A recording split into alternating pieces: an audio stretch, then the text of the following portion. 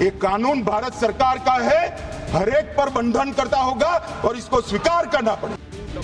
लोकसभा में जहां कल देर रात 232 के मुकाबले 288 वोटों से वक्फ बिल पास हो गया, तो वहीं आज राज्यसभा में बिल पर चर्चा जारी है।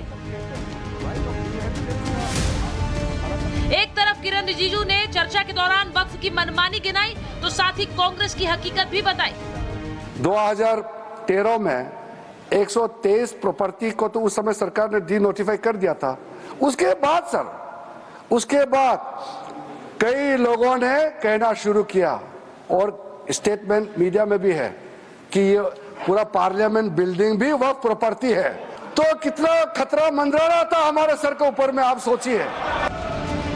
कल गृह मंत्री अमित शाह ने संसद में दो टूक कह दिया कि कानून संसद बनाती है और हर किसी को मानना पड़ेगा। यहाँ एक सदस्य ने तो कह दिया, माइनॉरिटी इस कानून को स्वीकार नहीं करेगी। क्या धमकाना चाहते हो भाई? संसद का कानून है, सबको स्वीकार करना पड़ेगा। स्वीकार नहीं करेंगे मतलब क्या है? कैसे बोल सकते हैं कोई हम कानून को स्वीकार नहीं करेंगे? कि अभी अभी फैशन है संविधान लहराने की। ये संविधान के हिसाब से जिसकी भूमि हड़प कर ली गई वो कहां जाएगा? ऐसा नहीं चलेगा। आपकी वोट बैंक के लिए आपने किया था, हम खारिज कर रहे हैं, ऐसा नहीं चलेगा। अदालत में जाइए, जिसको ग्रीवेंसेस है इधर और साइड से, और अदालत न्याय करेगी। न्याय के लिए तो अदालतें बनी है।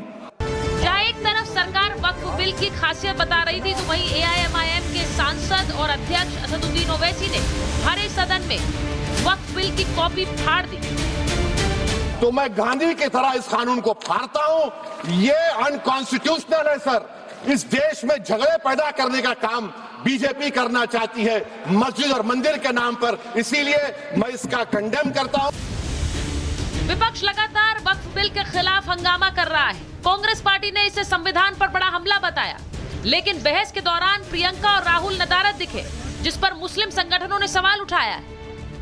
देखिए, बड़े अफसोस की बात है, मैं भी रात को 2 बजे तक के टीवी से जुड़ा रहा और निगाहें जो थी वो प्रियंका गांधी जी को तलाश करती रही। जहाँ पर एक एक वोट की कीमत वाला, वो बात अलग है कि बिल गिर गया और विपक्ष ने जो था पूरी तरीके से जो था वो वोटिंग नहीं करा पाया, मगर एक एक वोट की जहाँ के ऊपर अहमियत होती है वहाँ के ऊपर प्रियंका जी का ना दिखाई देना, ये बड़े अफसोस का विषय है। लोकसभा में वक्फ संशोधन बिल पास हो गया तो देश में जगह जगह जश्न की तस्वीरें भी आई।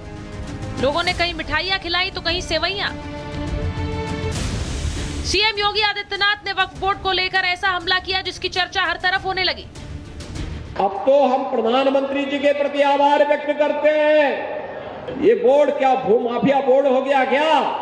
भूमाफिया प्रदेश में नहीं चल सकते। माफियाओं को तो हम पहले ही विदा करा चुके हैं प्रदेश से। योगी, प्रधानमंत्री मोदी और गृह मंत्री अमित शाह की तारीफ कर रहे हैं, तो वहीं मुसलमान संगठन के कई नेता मोदी की तारीफ करते थक नहीं रहे। मैं एक अपील करना चाहता हूं देश के तमाम मुसलमानों से कि एक बार वक्फ बिल को पढ़ें।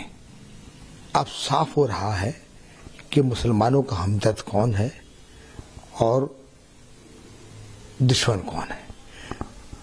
बिल्कुल साफ हो चुका है कि वक्फ बिल गरीब मुसलमानों के लिए तोहफा लेके आ रहा है। माननीय श्रीमान नरेंद्र मोदी जी का धन्यवाद ज्ञापित करता हूं कि आम गरीब मुसलमानों के लिए उन्होंने चिंता की और तथाकथित जो बरसों बरस से काबिज होकर चंद लोग वक्फ की संपत्तियों को हड़प रहे थे और उसकी मंशा को, वाकिफ की मंशा को पूरा ना होने दे रहे थे, उन पर लगाम लगाने का काम किया। मैं बहुत बहुत इस बिल का स्वागत करता हूं और धन्यवाद ज्ञापित करता हूं।